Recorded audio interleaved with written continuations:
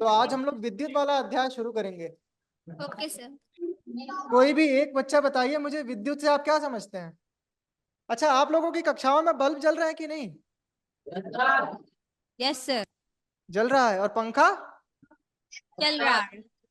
तो ये सब किस चीज से चल रहा है? विद्युत से। विद्युत से। हाँ, तो इनको चलाने वाला जो ऊर्जा है या चलाने वाली जो ऊर्जा है वो विद्युत के रूप में है यस सर। है ना? तो हम लोग अभी समझेंगे कि विद्युत धारा क्या होती है और कैसे विद्युत का प्रवाह होता है। तो सबसे पहले हम लोग देखेंगे विद्युत धारा व विद्युत परिपथ। धारा से आप क्या समझते हैं? धारा, विद्युत भूल जाइए, सिर्फ धारा का मतलब बताइए। सर जो बहता है। जो बहता है, ठीक। जल की धारा होती है, पानी की।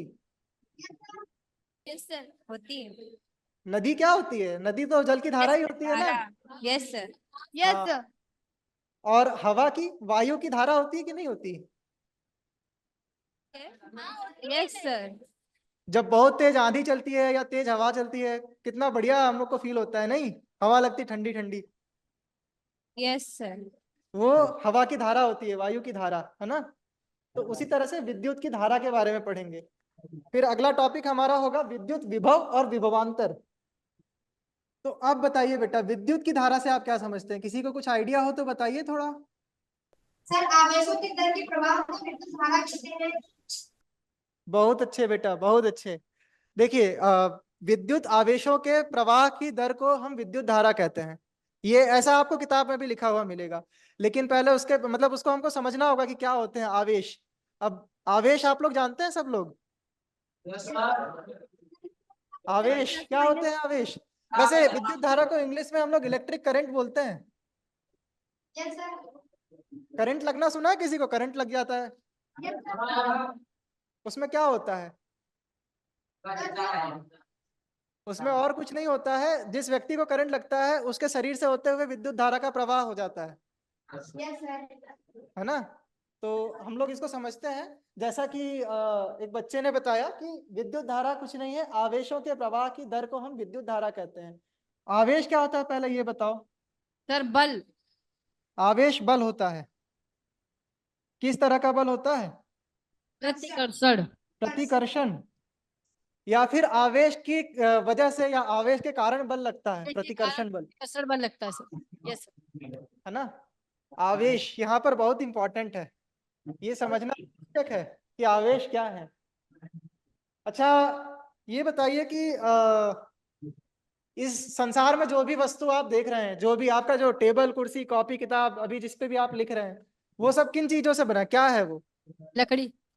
ठीक है। बेंच डेस्क आपकी लकड़ी से बनी है। पेन? सर सभी पदार्थ सूक्ष्म कणों से बनते हैं। बहुत सही, सभी पदार्थ सूक्ष्म कणों से बनते हैं। और उससे भी सूक्ष्म सबसे छोटी इकाई कौन सी होती है किसी भी पदार्थ की? परमाणु, है ना? Proton neutron. तो पदार्थ किससे बनते हैं? परमाणु से। पदार्थ बनते हैं परमाणु से। परमाणु 3 चीजों से मिलकर बने होते हैं। परमाणु किससे किससे बनता है बताइए? Electron proton neutron. Electron, proton और न्यूट्रॉन। अच्छा, ये कहाँ कहाँ होते हैं बेटा? नाभिक में होता है प्रोटॉन और न्यूट्रॉन, है ना? हाँ, तो मैं यहाँ पर एक परमाणु बना रहा हूँ। नाभिक में क्या होगा? प्रोटॉन और न्यूट्रॉन होगा। प्रोटॉन पे पॉजिटिव चार्ज होता है तो हम लोग ऐसे दिखाते हैं, पी के ऊपर प्लस, यस सर। एन के ऊपर माइनस। एन के ऊपर जीरो, जीरो शून्य। न्यूट्रॉन पे चार्ज नहीं होता। और इलेक्ट्रॉन पे क्या होता है? माइनस का चार्ज। इस तरह से ही होता है। लेकिन आपको पता है कि जो परमाणु होते हैं वो अपने वास्तविक या नेचुरल रूप में जब होते हैं तब वो उदासीन होते हैं विद्युतीय रूप से। वो उनके सभी इलेक्ट्रॉन्स और प्रोटॉन्स आपस में एक दूसरे का चार्ज को खत्म कर देते हैं। उन पर कोई चार्ज नहीं होता, आवेश नहीं होता। पता है ना ये चीज? जैसे कि एग्जाम्पल के लिए हम लोग कोई भी एक एलिमेंट का नाम बताइए, कोई भी एक जैसे कार्बन लेते हैं। क्लोरीन। क्लोरीन। क्लोरीन, ठीक है, क्लोरीन ले लो। क्लोरीन का एटॉमिक नंबर कितना होता है? 17। तो इसका मतलब इसमें क्या होगा? इसमें 17 प्रोटॉन्स होंगे, इस तरह से नहीं, ऐसे लिखता हूं मैं, 17 प्रोटॉन होंगे और 17 ही इलेक्ट्रॉन होंगे। इलेक्ट्रॉन। होंगे यस सर। तो जब इनका हम टोटल चार्ज देखेंगे तो क्या हो जाएगा, +17 -17 -17 0। 0 न्यूट्रॉन। हाँ, तो ये क्या है, ये विद्युतीय रूप से उदासीन है, इस पे कोई चार्ज या कोई आवेश नहीं है। लेकिन यस लेकिन जो सबसे बाहर वाले इलेक्ट्रॉन्स होते हैं ना परमाणु के, वो थोड़ी शिथिलता से या फिर थोड़ा ढीले ढंग से बंधे होते हैं परमाणुओं के साथ। Yes sir. तो उन पे हम अगर थोड़ा भी बल लगाएं, जैसे कि अगर हम घर्षण करें या इस तरह से किसी भी तरह से उस पर कुछ बल लगाएं, जैसे कि उस पे उसको अगर गर्म करने लगे, हीट करें, तो क्या होगा, वो जो बाहर वाले इलेक्ट्रॉन्स हैं वो अपने कक्ष से बाहर आ जाएंगे, वो उस परमाणु को छोड़ के बाहर आ जाएंगे। Yes sir. या फिर अगर कुछ कुछ ऐसे भी परमाणु होते हैं जो दूसरे के इलेक्ट्रॉन्स को ग्रहण करते हैं, तो उस पे और अधिक इलेक्ट्रॉन्स आ जाएंगे। तो ऐसे केस में क्या होगा, उनके ऊपर एक आवेश आ जाएगा, एक चार्ज डेवलप हो जाएगा, होगा ना। जैसे कि आपने हाइड्रोजन के बारे में सुना होगा कि हाइड्रोजन का एटम क्या करता है अपने, या हाइड्रोजन का परमाणु क्या करता है, उसके पास कितने होते हैं, इलेक्ट्रॉन या प्रोटॉन, तो एक होगा एक सर एक एक एक एक प्रोटॉन सर होगा एक होगा। और एक ही इलेक्ट्रॉन होगा, है ना। अगर अपना ये एक इलेक्ट्रॉन भी किसी को दे दे या छोड़ दे, तो इसके ऊपर एक धनात्मक चार्ज आ जाएगा, आएगा धनात्मक आवेश, यस H+ आयन बनेगा। या इसका जो वो एटम होगा वो धनात्मक रूप से आवेशित हो जाएगा, चार्ज हो जाएगा। Yes sir. ठीक है, तो जब इन्हीं आवेशों का प्रवाह होता है, तो उसी प्रवाह के दर को हम क्या बोलते हैं, विद्युत धारा बोलते हैं। अब जब यही आवेशों का प्रवाह होगा, आवेशों का प्रवाह किस रूप में हो सकता है, बताइए। आवेश समझ गए कि क्या है, चार्ज, जो उसके ऊपर पॉजिटिव या नेगेटिव चार्ज या धनात्मकता या ऋणात्मकता आ रही है इलेक्ट्रॉन के ट्रांसफर की वजह से, आदान प्रदान की वजह से। अब आवेशों का प्रवाह कैसे होगा, प्रवाह को समझते हैं। प्रवाह आप लोग जान रहे हैं ना, प्रवाह शब्द का मतलब समझ में आ रहा है सबको, क्या होता है प्रवाह, क्या होता है, सर गति। गति। हाँ, मतलब कोई भी चीज जब मोशन में हो, अपने एक जगह से दूसरी जगह तक जा रही हो, तो वो प्रवाह कहलाएगा, है ना। Yes sir. ठीक है, तो जैसे जल, जल का उदाहरण लीजिए, अभी आप लोग हम लोग नदी की बात कर रहे थे, तो जब नदी में जल बहता है तभी तो धारा बनती है ना। जल का प्रवाह होता है, जल एक एक बिंदु से दूसरे बिंदु तक जाता है, तब धारा का प्रवाह होता है। उसी तरह से विद्युत धारा में आवेश एक बिंदु से दूसरे बिंदु तक जाते हैं। ठीक है, अभी हमने देखा कि प्रोटॉन और इलेक्ट्रॉन है जिनके ऊपर चार्ज होता है। तो विद्युत धारा कब बनेगी, जब या तो ये इलेक्ट्रॉन या प्रोटॉन किसी दिए हुए पथ से गति करें, प्रवाहित हो, ऐसा ही होगा ना। ये जो इलेक्ट्रॉन्स या प्रोटॉन्स हैं, या फिर जो आयंस, आयन समझते होंगे आप लोग, आपने अम्ल और क्षार में आयंस के बारे में पढ़ा होगा। जैसे हाइड्रोजन का आयन होता है, या फिर क्लोरीन का आयन होता है, OH का आयन होता है, OH- होता है ना। या फिर जैसे मैग्नीशियम मेटल का आयन होता है, धातु का। तो ये जो आयन है ये, या फिर इलेक्ट्रॉन या प्रोटॉन, ये सब जब गति करेंगे तो आवेशों का प्रवाह होगा, क्योंकि इन पर आवेश है। ठीक है, अब अभी हमने इसमें एक चीज और देखी थी, एक पॉइंट लिखा हुआ था दर। ये आवेश के प्रवाह की दर को विद्युत धारा कहते हैं। तो दर से आप क्या समझते हैं। सर कितने समय में कितनी धारा प्रभावित होती है उससे। ठीक है, तो अभी हम लोग आवेशों की बात कर रहे हैं ना बेटा, तो कितने समय में कितने आवेश प्रवाहित होते हैं, क्या ये थोड़ा ठीक होगा उससे कहना। Yes sir.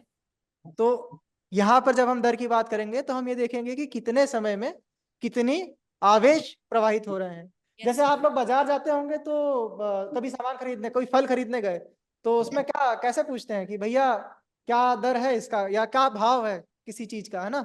जैसे मान लो सेब खरीदना है, तो दुकान वाले से पूछते हैं ना कि भैया क्या भाव है, क्या रेट है। वो रेट ही दर कहलाती है, क्या दर है। तो वो बताता है आपको कि 70 रुपए किलो है, 60 रुपए किलो है, यानी कि ₹70 प्रति किलो, हर 1 किलो के लिए 70 रुपए दे रहे हो आप। उसी तरह से हम आवेशों की जब बात करेंगे तो किसी भी एकांक समय में या किसी भी दिए हुए समय में कितने आवेश प्रवाहित हो रहे हैं, उसी से हम विद्युत धारा की दर को नापेंगे। ठीक है, ये समझ में आ रहा है सबको? Yes sir.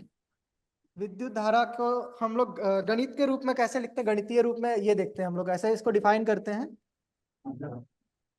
विद्युत धारा को कैसे चिन्हित किया जाता है, किस लेटर से दर्शाया जाता है? हाँ, कैपिटल आई, अंग्रेजी के कैपिटल आई से दिखाया जाता है। ठीक है, अच्छा ये बताइए, दर जब हम लोग कहते हैं तो हमेशा दर किसके सापेक्ष होता है, समय के या फिर और भी किसी चीज के रेस्पेक्ट में ले सकते हैं? जैसे मान लो मैं कहूं कि समय की जगह मान लो मैं उसकी लंबाई चौड़ाई या ऐसे कोई चीज रख दूं, जैसे सेब के लिए बोलूं मैं, तो सेब में तो हम लोग समय की बात करते ही नहीं है ना। या अगर केला खरीदने जाओ तो प्रत्येक दर्जन के लिए बात करते हैं, 12 किलो के लिए समय तो नहीं होता, होता है क्या? No sir. तब फिर ये बताओ कि जब हम दर की बात करेंगे तो क्या वो समय के सापेक्ष ही होगा या फिर किसी अन्य एकांक वस्तु के सापेक्ष भी हो सकता है? हो सकता है, लेकिन अगर आप दर को किसी और संदर्भ में बता रहे हैं तो वहां आपको बताना होता है कि हाँ हम इसके रेस्पेक्ट में दर की बात कर रहे हैं, जैसे कि वजन या लंबाई या ऊंचाई। दर का सापेक्ष समय होगा ना?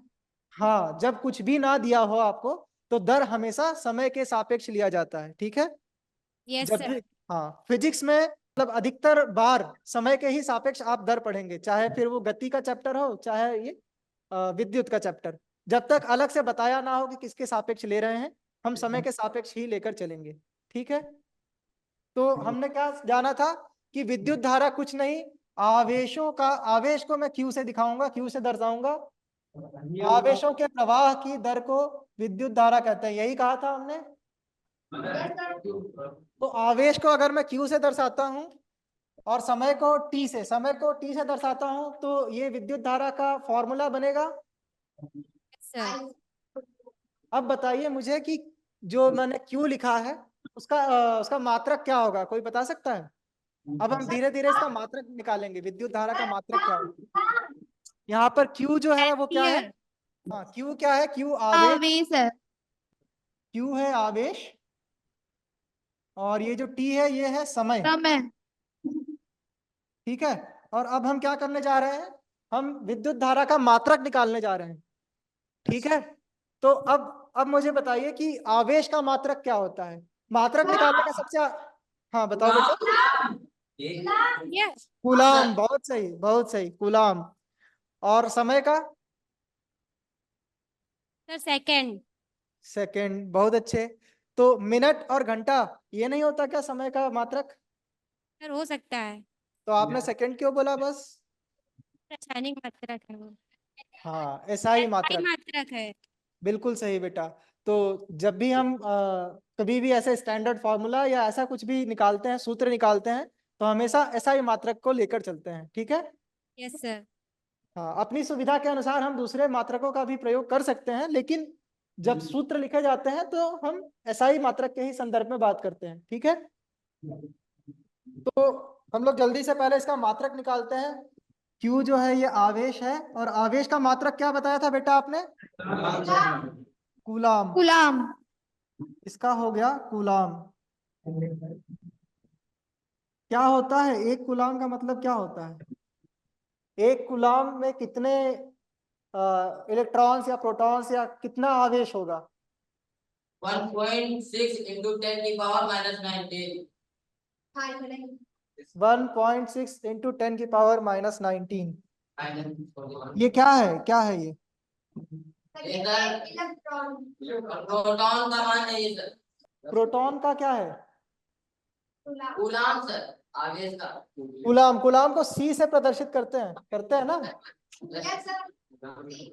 ठीक है, ये 1.6 गुणे 10 की घात माइनस 19 या फिर 1.6 इंटू 10 की पावर माइनस सर 19 एक गुलाम बराबर 10⁻³ जूल।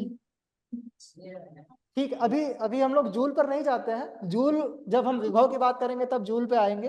अभी मुझे कूलाम और इलेक्ट्रॉन्स के संदर्भ में बताओ आप लोग, ये क्या है, ये जो लिखा हुआ है ये क्या है? प्रोटॉन प्रोटॉन है। प्रोटॉन का मान है। प्रोटॉन का मान है, प्रोटॉन के आवेश का मान है या उसके मास का मान है? आवेश का मान, आवेश का मान, आवेश का। तो ये प्रोटॉन के आवेश का मान है, तो इलेक्ट्रॉन के आवेश का मान नहीं होगा? आगे तो माइनस लग जाएगा। हाँ, तो इलेक्ट्रॉन पर ऋणात्मक इतना आवेश होता है एक इलेक्ट्रॉन में, होता है ना? सर एक इलेक्ट्रॉन में इतना चार्ज होता है। तो आप बताइए फिर अपने से यूनिटरी मेथड जो सिंपल गणित का सूत्र लगा के बताइए कि एक इलेक्ट्रॉन में इतना चार्ज है, ये माइनस को भी हटा देते हैं, ठीक है, इतना चार्ज है, तो एक कूलम में कितने इलेक्ट्रॉन होंगे, कैसे पता लगेगा? सर हाँ, 1/1.6। बहुत सही बेटा। तो एक कूलम में कितने इलेक्ट्रॉन होंगे? 1 ये वैल्यू है ना, यस सर। यानी कि 1.6 गुने 10⁻−19। 10⁻−19। इसको सॉल्व करोगे तो कितना आएगा? किसी ने किया? करो जरा, कोई एक बच्चा करके बताओ कितना आ रहा है। ये बोर्ड में आएगा, ये क्वेश्चन पूछ लेता है कभी कभी कि एक कूलम में उपस्थित इलेक्ट्रॉनों की संख्या ज्ञात कीजिए, या एक कूलम चार्ज में कितने, आवेश में कितने इलेक्ट्रॉन होंगे, ऐसे ही निकलेगा ये। कितना होगा बताओ कोई? Sir 6.25 into 10⁻18। 6.25 इंटू 10⁻18। पावर 18। और किसी ने कैलकुलेट किया? इतना ही आ रहा है क्या? ये सर इतना ही आ रहा है। बहुत बढ़िया बेटा, बिल्कुल सही, इतना ही आएगा। इलेक्ट्रॉन, मल्टीपल इलेक्ट्रॉन के लिए ब्रैकेट में ऐसे एस लिख देता हूं मैं, ठीक है? इसमें कई सारे इलेक्ट्रॉन है ना, इलेक्ट्रॉन्स हैं, तो ये एक इलेक्ट्रॉन का साइन है, इसलिए इसमें आगे एस लगा दिया। तो एक कूलम चार्ज में इतने सारे इलेक्ट्रॉन होते हैं, आप देख रहे हो, अरबों खरबों की गिनती में पहुंच गया है ना, 18वें प्लेस तक जा रहा है। अगर इसको आप एक्सपेंड करके लिखोगे तो क्या हो जाएगा? 6 2 5 0 0 0 0 0 0, 16 बार शून्य आएगा, आएगा ना? Yes sir. तो एक कूलम आवेश में इतने सारे इलेक्ट्रॉन होते हैं। तो जब हम अभी विद्युत धारा जब हम एक एकांक विद्युत धारा की बात करेंगे, तब हम क्या देखेंगे कि सिर्फ एक कूलम आवेश के फ्लो को या प्रवाह को हम डिफाइन करेंगे, ठीक है? तो फिलहाल हम इसका जल्दी से मात्रक देखते हैं, बाकी हम अगली कक्षा में कंटिन्यू करेंगे। तो विद्युत धारा का मात्रक, अब आप बताओ कि क्या होगा। आपने देख लिया कि चार्ज को या आवेश को हम कूलम में बता रहे हैं और समय को सेकंड में, एसआई मात्रक होने की वजह से। विद्युत धारा का मात्रक क्या होगा? सर इसका मात्रक एम्पियर होता है। हाँ, एम्पियर होता है, बिल्कुल सही। तो एम्पियर सीधे एम्पियर लिख देते हैं क्या? एम्पियर होता है, बिल्कुल सही बात है। सर इसको सर कूलाम प्रति सेकंड भी लिख सकते हैं। बिल्कुल सही, मैं यही पूछना चाह रहा था आपसे, ये कूलाम प्रति सेकंड भी लिखा जाता है, ठीक है, लेकिन ये बोलने में आसानी हो जाए, और इसमें बहुत गहन अध्ययन किया था एक वैज्ञानिक ने जिनका नाम था आंद्रे मैरी एम्पियर, तो उनके सम्मान में हम इसको एम्पियर भी कहते हैं, ठीक है? तो अब से जहां जहां कूलम प्रति सेकंड की बात होगी, वहां हम उसे एम्पियर कह सकते हैं, ठीक है? अर्थात एक कूलम प्रति 1 सेकंड बराबर 1 एम्पियर होगा। देखो, 1 एम्पियर को हम किस तरह से लिख सकते हैं? एम्पियर को या तो हम कैपिटल ए से दिखाएंगे, या फिर एम्पियर जैसे लिखा हुआ है ऐसे लिखेंगे, ए, या फिर एम्पियर, और या फिर स्मॉल में AMP। ये तीनों तरीकों से दिखाया जा सकता है। जब भी किसी वैज्ञानिक के नाम से कोई मात्रक बनता है तो उसको इन्हीं 3 तरीकों से दिखाया जाता है जनरली, ठीक है? या तो एक अंग्रेजी का कैपिटल लेटर यूज करते हैं, या फिर उसको लिखते हैं, या फिर स्मॉल लेटर्स में 3 अक्षर का इस्तेमाल करते हैं, ठीक है? तो यहां तक सबको समझ में आया विद्युत धारा का मात्रक क्या होता है?